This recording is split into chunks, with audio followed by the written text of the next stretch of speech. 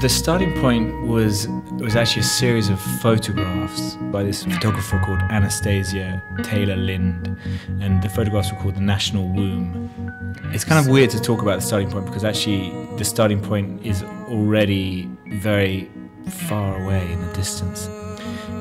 So that was my initial idea, and I have to say that changed pretty quickly from my kind of interaction with the group.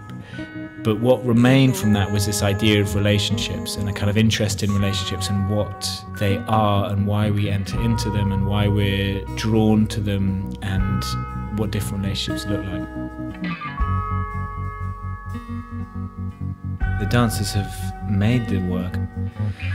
I guess normally I would begin a process with an idea or a starting point, which in this case was these photos and this idea.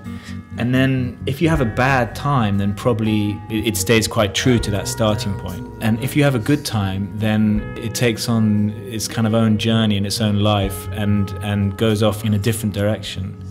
And that's definitely what's happened here.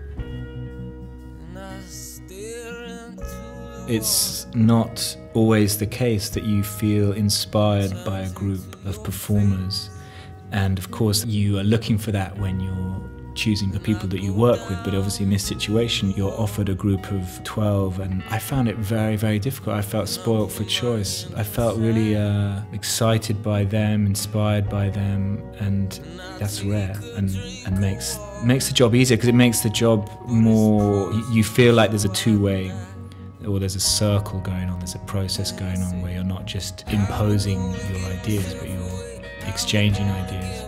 And for me, that's the best way of making work.